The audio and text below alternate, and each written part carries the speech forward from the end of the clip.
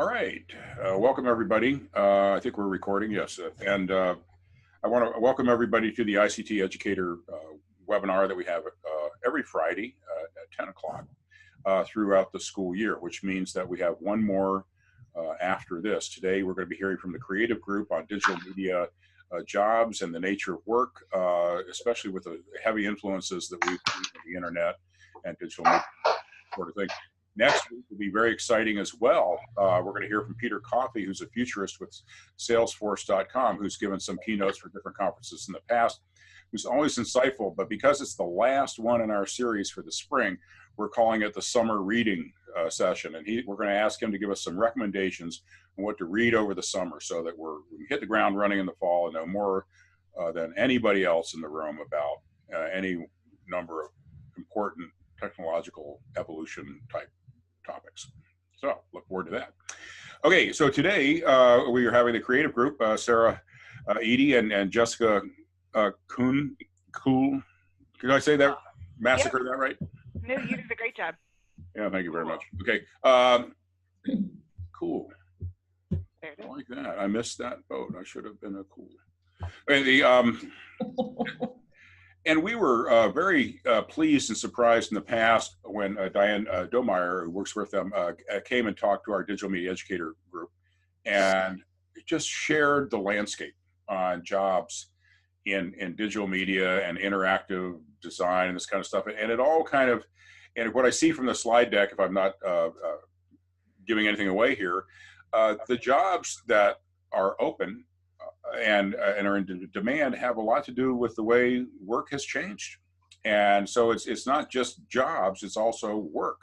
And I think we're going to get a good taste of that today. So I'm not going to take any more time away from that, except to say this will be recorded and you will be able to share it with your friends and that sort of thing, because I think this will be a wonderful lead in to any digital media type advisory groups or faculty gatherings that you have throughout this year or next. And with that, I'd like to hand it over to Jessica and Sarah and let them tell us about the future of work. Excellent. Well, thank you so much, Steve, for that great introduction. As Steve said, I'm Sarah Edie. I am the Vice President for the Creative Group. I work directly with Diane Domeyer.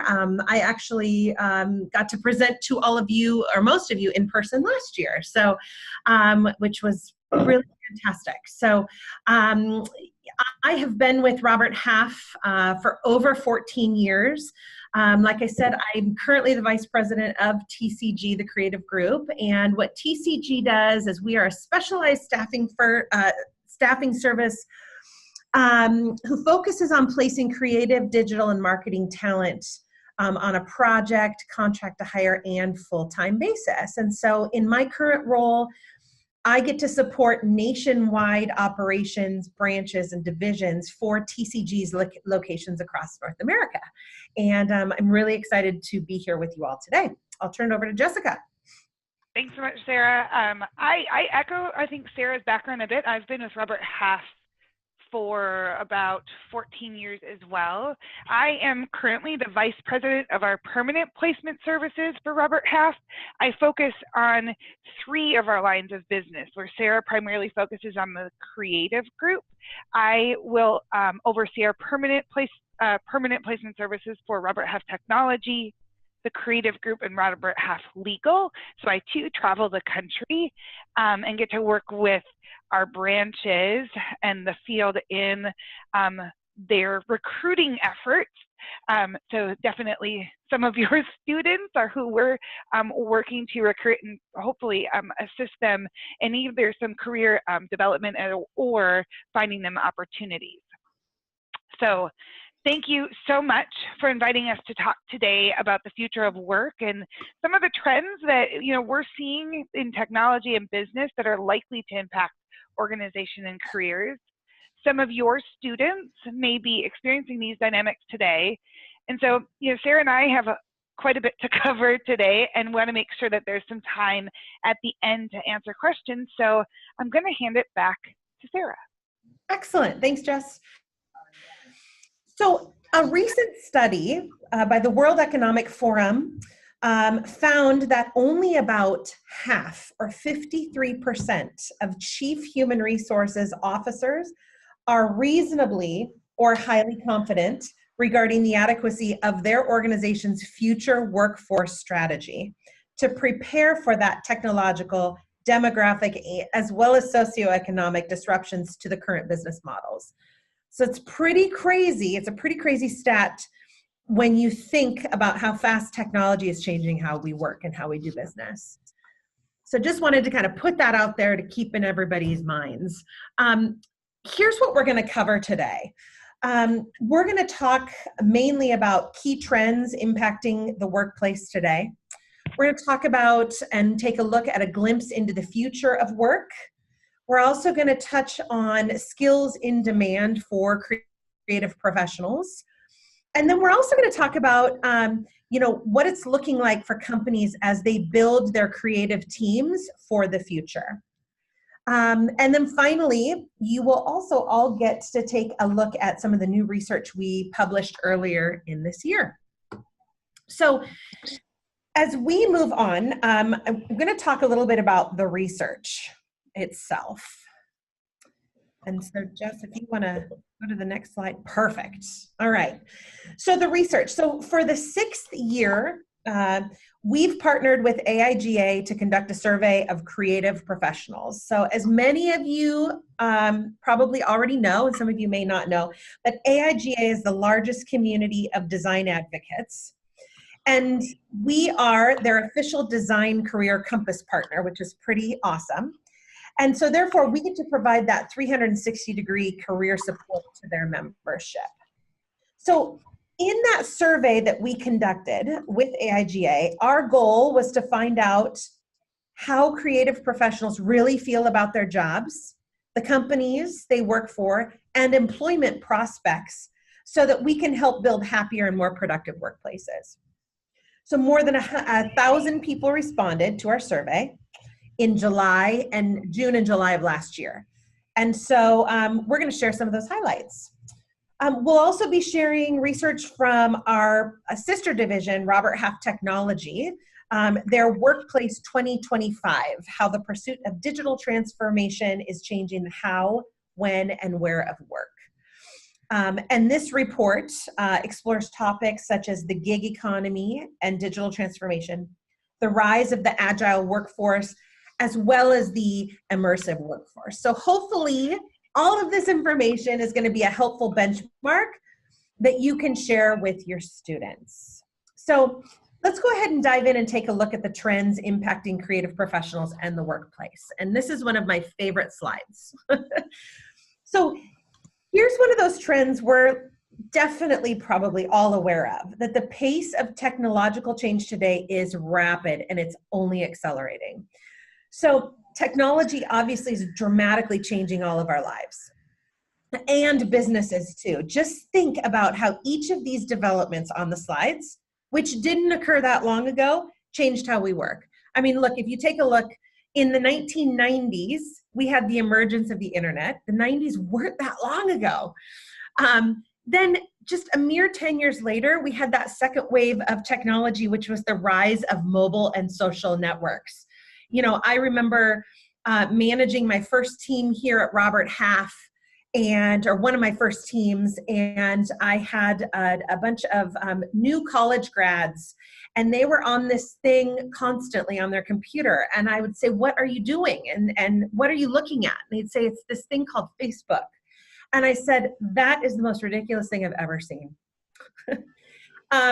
And cut to today, I don't know of many people who don't have a Facebook profile these days. So, and that wasn't very long ago.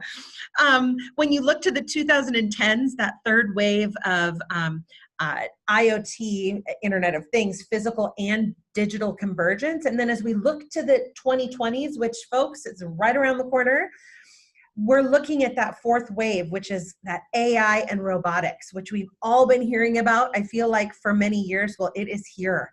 So that would be all of that data intelligence and the man-machine collaboration. So right now, a wave of change due to the adoption and application of these new and emerging technologies is creating intense demands on businesses.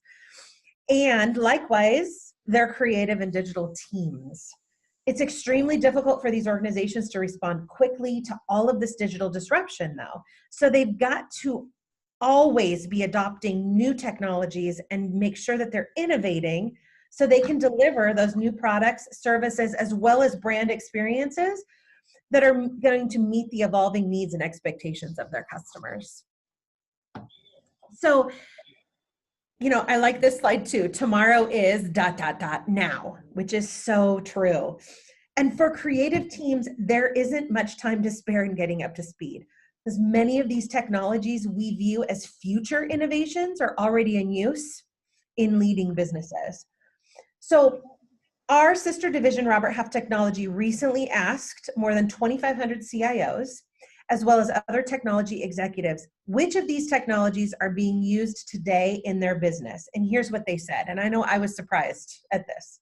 So 55% said that they are using IoT already.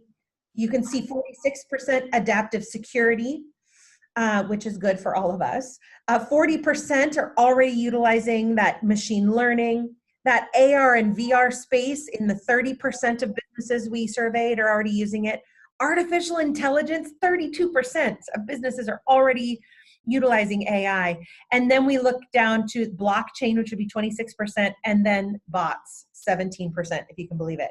So clearly many of these businesses are already embracing new and quote unquote futuristic technologies and experiencing digital change on all fronts.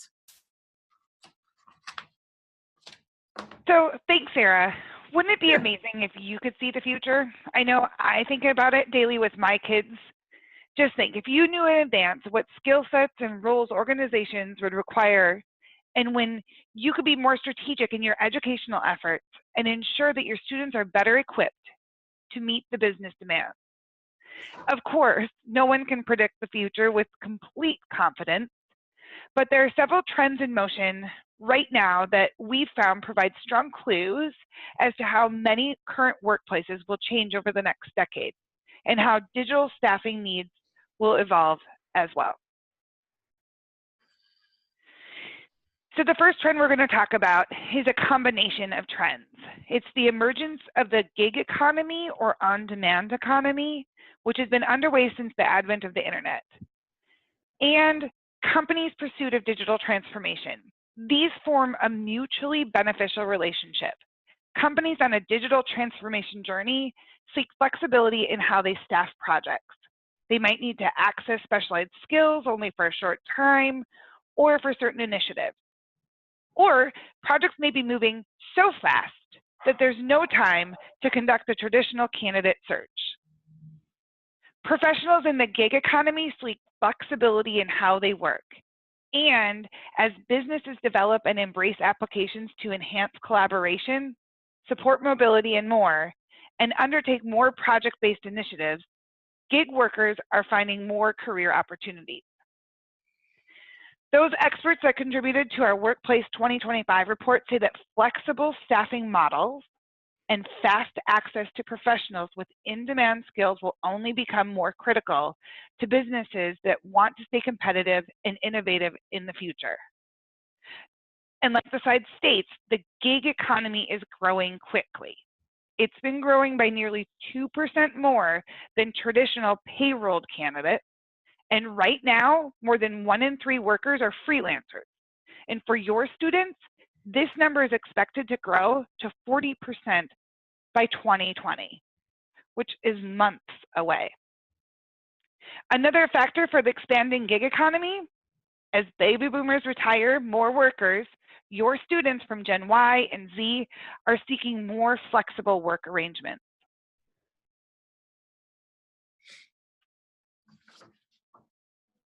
So it's freelancers to the rescue.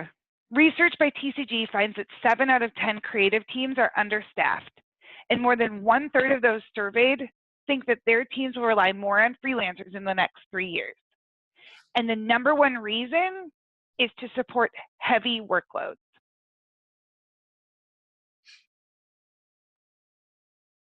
Another reason is is to rely on creative talent, is to access skills that don't exist internally. On this slide, you guys can see the top 5 project or areas where professionals rely most on freelancers. Reading the slide, number 1, graphic and web design. 2, video production and photography. 3, production design. 4, interactive multimedia design. And 5, UX research and design. These are the candidates that are very high demand skills. But employers struggle to hire these because the pros either already have a full-time job or they simply prefer project work. So now let's switch gears a bit, and Sarah will explore how the physical workplace is changing. Thanks, Jess. So we're going to talk about the rise of the agile workforce, okay? The next trend shaping the workplace of the future is this rise. Many companies are embracing the agile methodology or similar work process techniques to help improve and accelerate work on digital projects. So agile practices allow project teams to identify and fix small issues on digital and other business projects before they become even bigger problems. And they can also engage stakeholders and receive direct feedback throughout the project. Work processes like this agile require organizations to transition away from a more traditional and deeply entrenched approaches to work and decision making. This agile transformation is not a quick or easy process for most companies.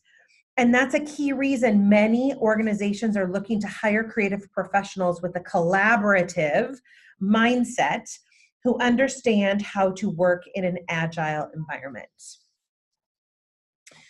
So the third trend we're going to discuss today is the immersive workplace. The workplace experience of 2025 will evolve from today's applications and mobile devices that are already at the center of almost every business function in most enterprises. These apps and devices, along with other technologies that support mobile and remote working, have given rise to virtual teams and the virtual office, as workers can be connected to company data and systems all around the clock and from any time zone. And for any of you who joined the call beforehand, you probably heard Steve, Jessica, and I talking specifically about this and how it's evolved. The experts we interviewed for our Workplace 2025 report, they all predict that this experience is only going to deepen in the future. Wearables will be everywhere. New office designs will allow workers to interact in very different ways. I mean, we're already seeing this. That cloud-based cognitive computing and artificial intelligence capabilities will become more pervasive and really help to eliminate some of the tedium of that everyday work, giving workers, think about this, giving workers more time to innovate. That immersive workplace will require those creative professionals who understand how to work with these new and still evolving technologies, and to help manage the kind of quote unquote always on connections between people, processes, data, and things that are needed to help that business operate. So what does this all mean for creative teams? Okay. So the struggle to keep pace with change is one reason we're seeing a much more collaborative and fluid across teams or functional areas within an organization. So in a separate survey, we've done a lot of surveys, as you can tell. In a separate survey by TCG, 2/3 or 68% of advertising and marketing executives said their teams are collaborating more closely with IT to support digital initiatives. I know specifically for our own organization, this is absolutely true and happening as I speak. So as design and technology disciplines converge, we're seeing combined cross-functional teams working on business critical projects, such as you can see, that the middle section, right? So application design and development, content management systems, marketing and business process automation, voice, AR, VR, and then those web and mobile products. So the even though despite these developments, many of our creative teams are facing barriers to digital transformation though. And one of them is getting access to the right tools and support. So as we look to the next slide, you can see digital adoption. So results from our Creative Workplace Survey bear this out. As you can see, nearly 45% of creative professionals said their department is very cautious about adopting new technology. And then an almost equal percentage, 44%, said that their organizations tend to observe first what other companies are doing before they decide if they're going to adopt new technologies. And then only a very small fraction said their organization is an early adopter that's always pursuing the latest tech trends. So one other notable finding from our survey is that 7 in 10 creative professionals rated their company's efforts to prepare their employees for the adoption of that new technology as fair or even poor. So I'm going to turn it over to Jessica. Thanks, Sarah. So as educators, continuous learning takes time and effort. As you can see from this slide, a large percentage, 88%, of creative professionals worry that they won't be able to keep their skills up to date as their careers advance.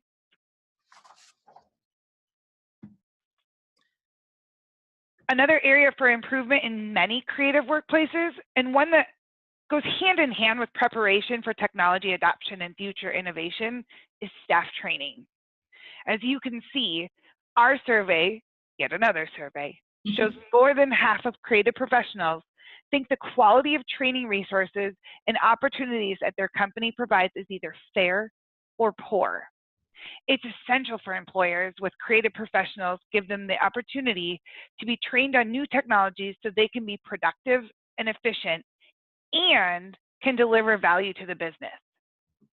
It's also important for the employers to keep in mind creative professionals like your students highly value skills development. So recruiting and retention of in-demand creative talent today and into the future hinges partly on the type of development opportunities the businesses can provide. The quality of those experiences must also be high to be effective and meaningful for these individuals. So what technical skills do creative professionals believe are the most important for them to develop in the year ahead? Well, UX and web design topped our survey. Content creation and content marketing, data visualization, video production, and user interface design and web development rounded out those top responses, which these echo an earlier slide about those skills in demand. And based on what I see and we are seeing day to day, it's not surprising. Skills that aren't on this slide and rank a little lower but are worth mentioning, especially for your students, are that AR and VR, social media marketing and online community management, basic coding such as CSS and HTML, and responsive design. And Jess, I might add too the soft skills. We're talking a lot about those hard skills. We've been seeing that those soft skills like efficient communication, self-awareness, empathy, and the ability to motivate yourself and deal with criticism are also becoming more and more important. So definitely want to make sure that your students are aware and know about that too. Thanks, Sarah. So creative teams of the future are going to be composed of many types of professionals, as you can see on the slide. You can see it's going to be a mixture of that core on-site employees, remote employees, consultants who may work on-site and remotely, freelancers and gig workers who are brought in on an as-needed or project basis, and then those external resources, including agencies and vendors. As these teams have become more diverse in terms of where and how they work, that ability to collaborate with a variety of colleagues in different locations and time zones is going to be critical. But, working remotely is not always so easy. When we asked creative professionals what percentage of their department works remotely, at least part of the time, the average response was really only 29%. And you might expect that percentage to be a bit higher given how many creative professionals said that they would like to work offsite more or much more frequently. Jess, you want to talk to us about the pros and cons? I do, Sarah. So when considering your candidate, your students and what they're looking for in the future, when considering working remote, companies need to consider the pros and cons. I'm going to walk through some of the pros. So like with access to a broader talent pool, companies are limited to hiring people within their geographic area, which is especially important when recruiting for those hard to find skill sets. Remote access can increase employee morale. Like with creative teams busier than ever, remote options can support a better work-life balance. Companies can see increased productivity. Employees that have the right tools can be productive from anywhere, anytime. I know I ran a conference call yesterday from an airport. I thought this one was very interesting, a controlled environment. Some projects require great concentration, and working at home can be quieter and less distracting than being in the office. Mm-hmm. They obviously aren't at my house. Save time and money with less people in the office. Companies can save on real estate costs, and employees can save time and money commuting to and from the office. Obviously, with pros, there are cons. So out of sight, out of mind syndrome, some executives may equate the quality of one's work with how often they see them. And we're seeing that from time to time. Mm-hmm. Communication challenges, remote workers may keep non-traditional hours. So if there's an urgent project or some impromptu meeting, it may be harder to get a hold of them. You also think about time zone differences. I know I was on a conference call at 6 o'clock last night because I'm in the Central, and the person I needed to speak with was on the Pacific. California, Steve. Diminished team camaraderie. Remote workers have fewer opportunities to chat with coworkers, and you lose that sense of being a part of the team, that coffee talk. So students considering they're working remote should ask for clear guidelines, expectations, and productivity goals when they are not in the office so that there's nothing confused. While dispersed teams may be the way of the future, what do most creative professionals believe is the most effective way to stay in touch with their teammates right now? Interesting enough, nearly half of our respondents say in-person meetings. I guess I wasn't shocked. This can be taken back to the classroom and underscores the value of providing options for your students to connect in person, whether that's daily or maybe a little less frequently. As companies work with professionals in the gig economy and offer work remote options, creative professionals are going to have to master virtual communication like Zoom and remote collaboration. I know I needed a tutorial before heading into this presentation. I remember the immersive workplace we mentioned earlier. It's where we're heading, and we're heading there fast. Definitely. You know, we've talked now about the pressure and disruption that rapid technological change is creating for businesses and their creative teams. We've also this morning discussed how it's driving the need for creative pros to evolve their skill sets and how it's prompting more organizations to seek out specialized talent in the gig economy, either because they don't have the skills they need in-house or because they only need specific expertise for the duration of a project. We've also looked at remote work trends and which methods of communication and collaboration creative professionals currently find most effective. But now let's take a look at trends in the hiring landscape for creative professionals. So that brings us once again back to skills. So remember earlier in the presentation when we mentioned that 88% of creative professionals think it's going to be challenging to keep their skills up to date as they advance in their careers? Well, it's already happening with digital skills. And employers are noticing.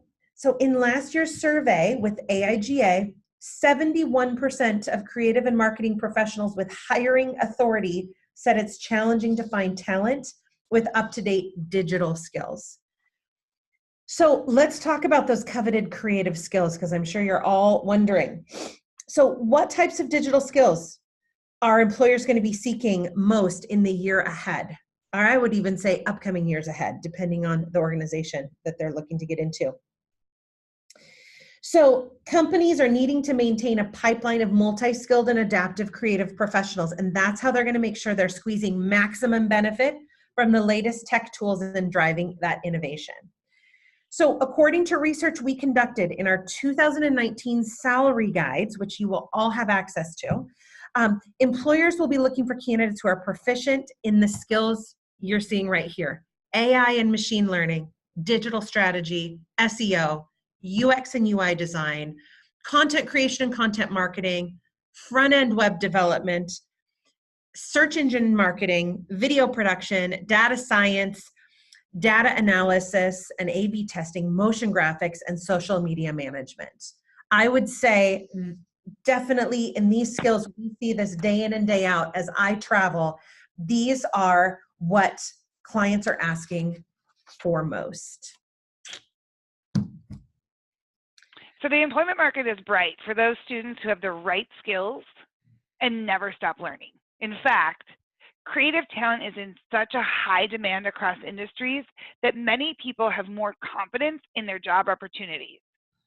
6 in 10 creative professionals said that it's at least somewhat likely that they will look for a new job in the next 12 months. And more than 1/3 of those that responded said that they are very likely to launch a new job search in the upcoming year. So what does this mean for your students? That there are going to be opportunities for them when they enter the workforce. Mm-hmm. One question companies will be faced with: how will they ensure that they're well positioned to attract the skilled creative talent that they need to succeed in the future? We'll close by sharing a few staffing strategies smart companies are using. So here are some tips that we would give to businesses as they look to build their teams. So they need to be asking, what skills will we need? So we've talked about some of the technical and non-technical skills that creative pros will likely need in the workplace of the future. And we also discussed some of the skills organizations may need to add soon based on the current use and expected adoption of certain technologies. The digital initiatives an organization has planned or is pursuing now can definitely help to inform a future staffing strategy. Another tip that we can give to those organizations looking to build the best creative team is really invest in those infinite learners and their existing talent. So infinite learners, we know, have a passion for learning. I'm assuming we probably have some infinite learners on the call right now. You're constantly expanding expertise to new domains and have a capacity to take on new challenges that almost seem limitless. We are already seeking many employers looking for creative professionals, especially candidates for those entry-level roles who've demonstrated a passion for learning. So that would be a tip I'd make sure my students know as well. Many firms are recognizing that they have to grow their own creative talent, given the lack of skilled talent available for hire. And then it's also important for companies to invest in their existing creative talent, not only so their skills remain relevant, but also so they don't leave a firm because they can't get the training and development needed to advance their abilities and their careers. Tip number 3 is to stay on top of change. We tell our employers that we're working with to stay apprised of general trends and changes in the business and in their industry, especially around digital transformation and innovation. These dynamics can give businesses a sense of what type of creative team is needed to ensure they remain competitive in the rapidly changing digital economy. Always take a look at what the competition is recruiting for, because it tells them what the competition is up to. Another great tip for you with your students is to tell them to watch the postings. It'll tell them what they should be keeping an eye on for their skills. Tip 4 and last, become a creative talent magnet today. If companies are doing all they can do to attract and retain in-demand creative professionals today, it will help them to recruit the talent they need in the future. Offering competitive salaries, providing compelling perks, investing in professional development of staff, and helping teams to maintain a healthy work-life balance are just some of the things that we tell employers they can do to make it less challenging for the business to hire and keep in-demand talent. So, hey, Jessica, what do you see yourself doing in 10 years? Oh, Sarah, work that can't be done by a robot. We just thought we'd throw in that little funny. To make sure everyone's still awake. Yes, yes. So, first of all, we've covered a lot of information today, and we really hope that you found our research useful.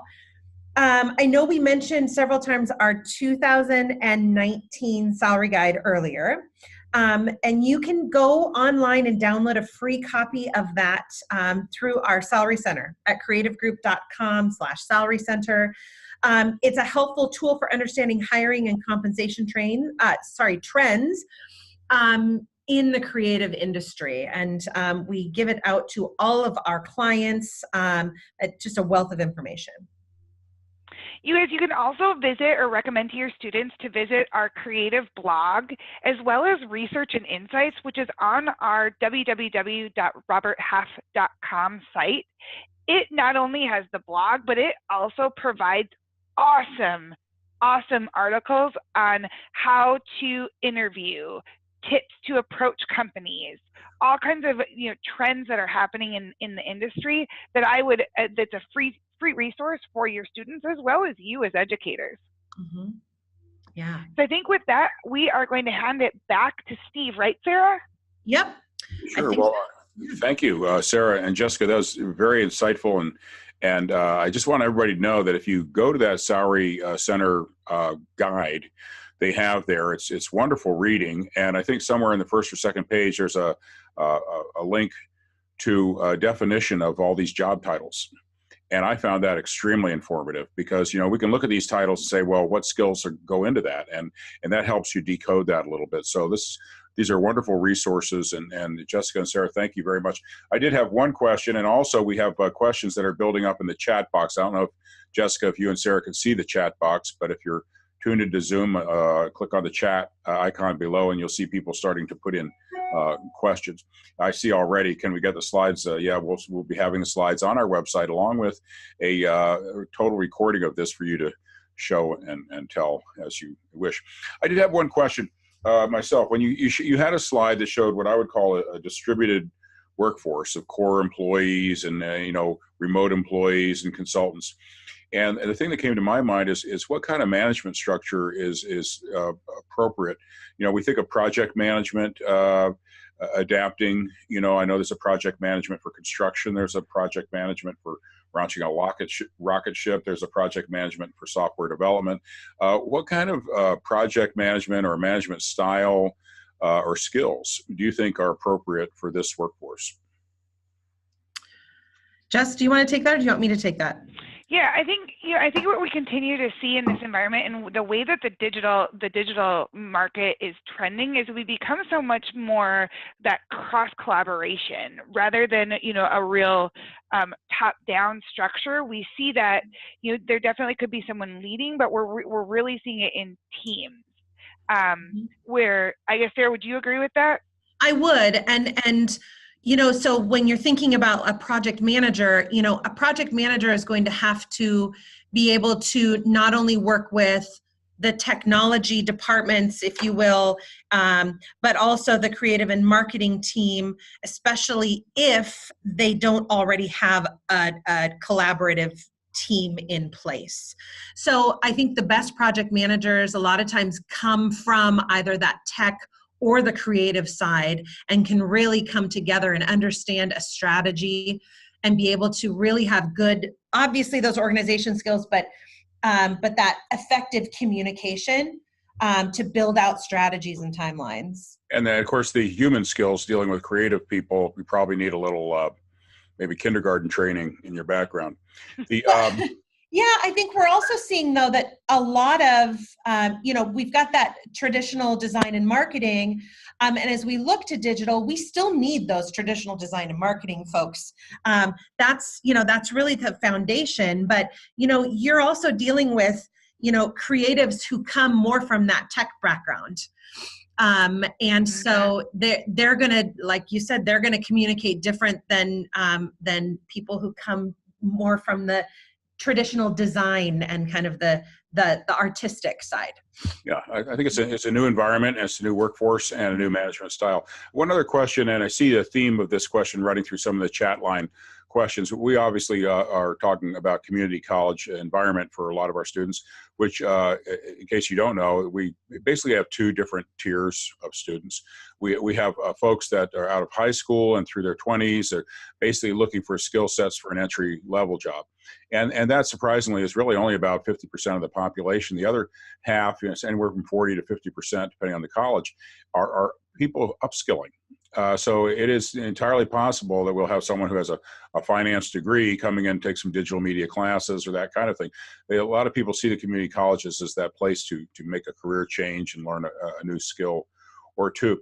So I was wondering, when we look at some of these great jobs and the interactive design and everything, are we talking about bachelor's degrees? Are we talking about master's degrees? Are these kinds of jobs accessible to people who get out of high school and take some community college classes?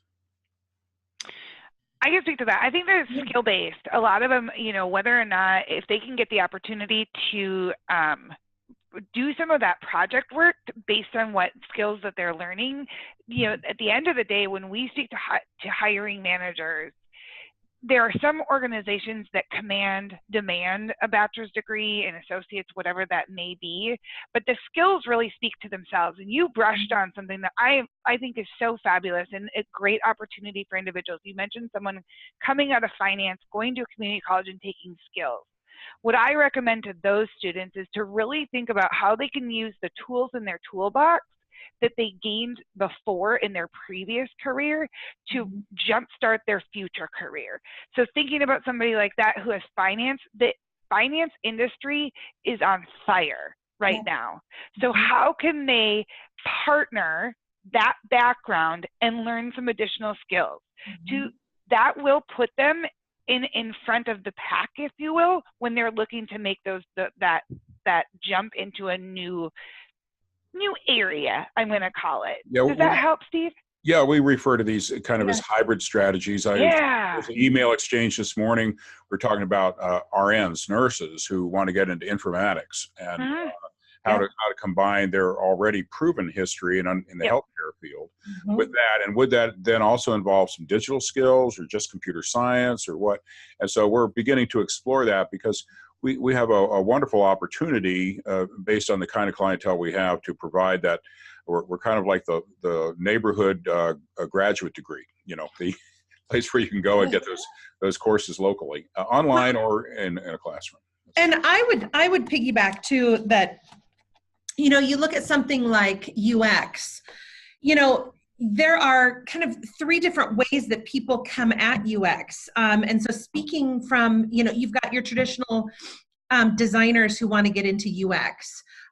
You've got your more technology folks who come from more of the coding background who transition well into UX. And then you've also got kind of more of that business analyst. So maybe someone who comes from that finance background, that type of thing.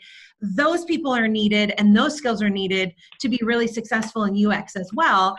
And right now we're seeing not a whole lot of people have all three facets of those, but they're all really important. So I think, to Jessica's point, being able to come in, start to transition their career, going through and learning some of those skills and going through, and I'll just put a pitch out there for TCG, going through an organization like ours to get their feet wet with different projects, with different companies, they're going to really figure out which aspects they like. And eventually, a role could go full-time or permanent at that company, where then that company is going to allow you, hopefully, to learn more skills and kind of grow within the organization. Well, I certainly appreciate that you shared your vision of the marketplace and these jobs, but I know that also the Creative Group provides services online for students in terms of posting their portfolio and getting other training. Could you just take a moment to talk a little bit about what a student might find helpful on your website and with your services? So I can speak to that a little bit. And I know that I'm reading one of the questions from Peter Katz that asks like specific certification, test results, project examples, et cetera, that stand out.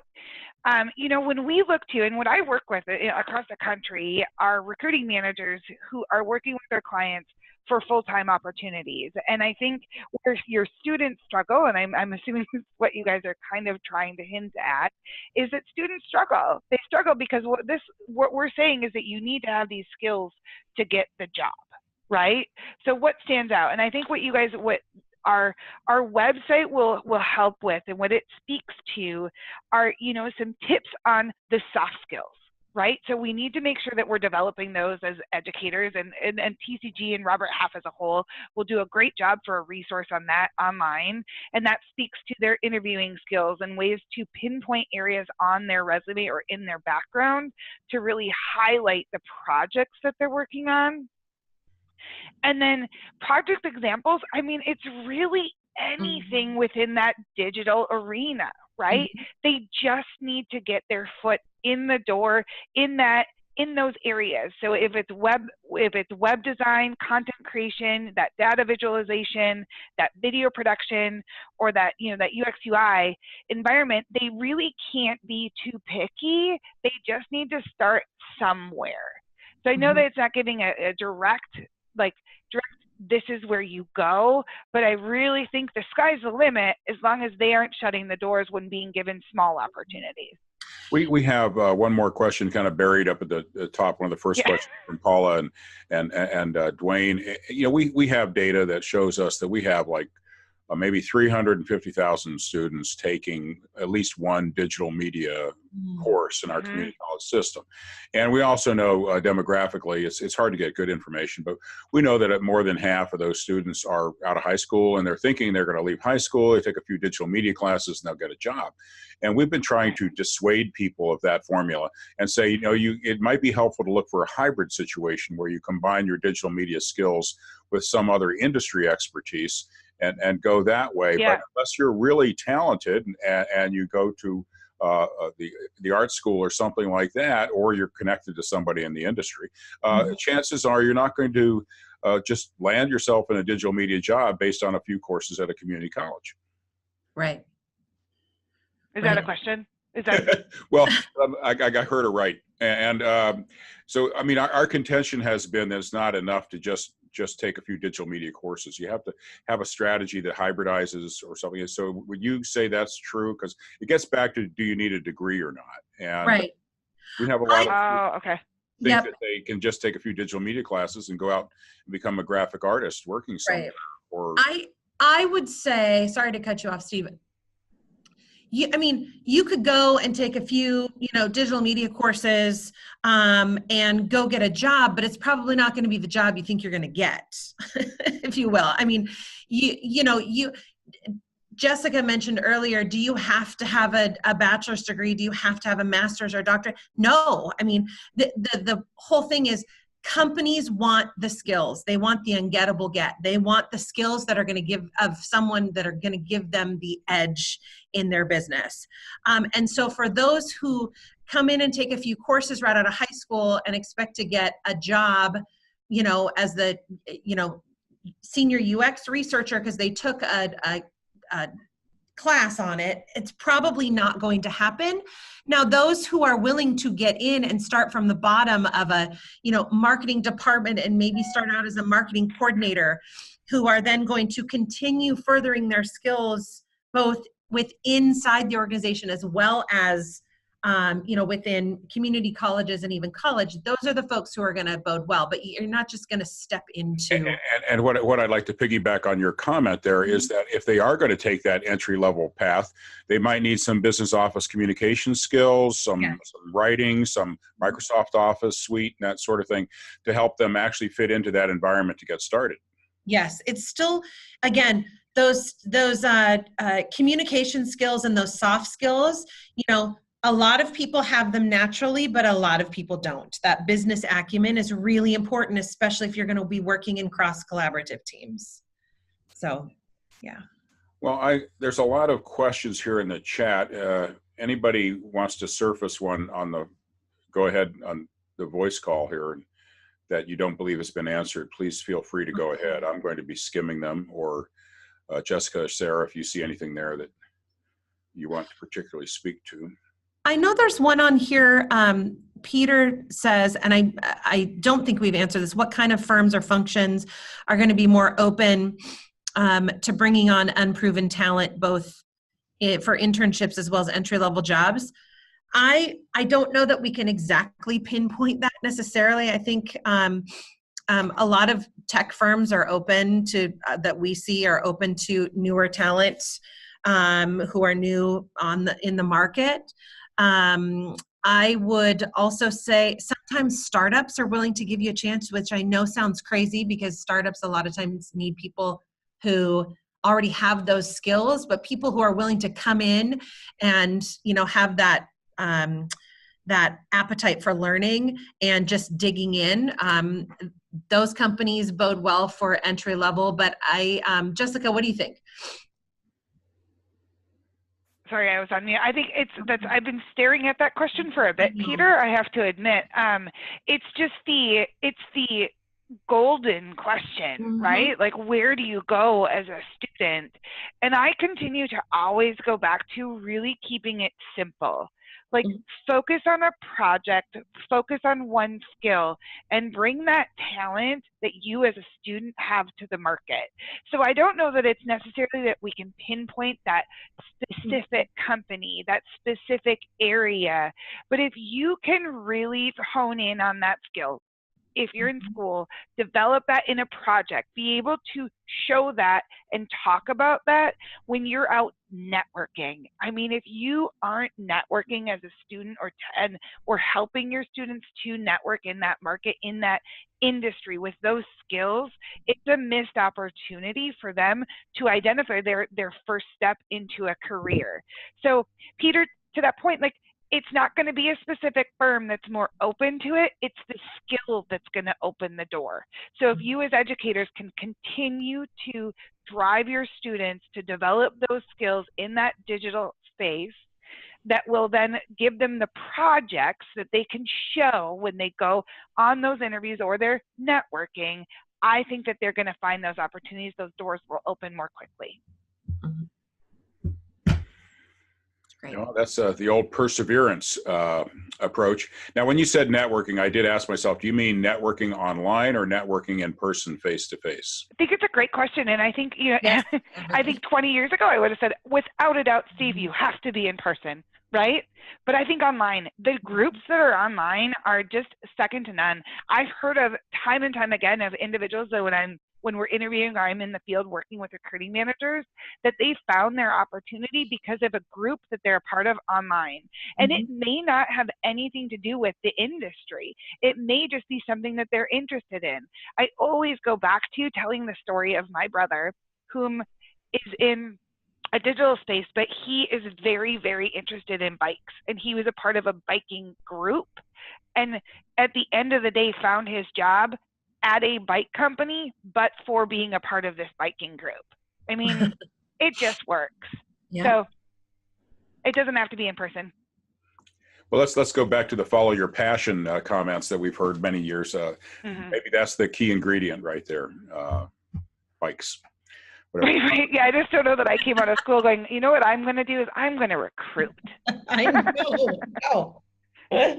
You knew that from an early age then, back in the sandbox days. I'd rather just recruit people. Yeah, I was recruiting people to join me in the sandbox. All right, then. We have a few more minutes here. Does anybody else want to verbalize a question or any final comments from our speakers? And Suzanne, I'm looking at Suzanne, I think it's Nada. Suzanne, I don't see why we wouldn't be interested in speaking. I just don't know that we would be able to be in person. It would definitely have to be something remote. And I'm sure that anyone can help out with that. Yes, for sure. Or if one of us happens to be there during the week. Yeah, absolutely. Yeah. Oh, there's Suzanne. I knew Allison. There we go. There's Allison, who's with our PR group, can help out with that. Like, Allison, help us. Well, I'm not going to delve into it right now, but what we're left with usually after a presentation like this is scratching our heads and saying, okay, there's this wonderful world out there with these great jobs. Let's take a look at this inventory of classes that we currently have in our community colleges, which vary by name and combinations of skills at every campus you go to. And how do we provide information or guidance to get them to improve? How do we, and it's our job. I mean, I'm not asking you for an answer, but I'm just saying that, that's the struggle that we have. And I think you've given us a lot of insight. If you have any insight on how to deal with that particular problem, let us know. But we are now left with the challenge of going back and saying, well, is what we're teaching helping people go towards these jobs? And so that's our work. All right. Well, I'm going to go ahead and wrap it up now. Jessica and Sarah, once again, thank you very much for your contributions, for taking the time, your wonderful presentation. Anybody who didn't get those links, we'll post them on our website. But I advise everybody on the call to go ahead and get a copy of that jobs guide and look through there, some of the hot links, the job descriptions. There's a whole lot more for us to churn up on this and find out the best way to advise our colleges on their digital media programs and the overlap with business and with some of these other hybrid skill opportunities. So everybody, thank you very much. It's been wonderful having everybody here today, and we'll see you next Friday.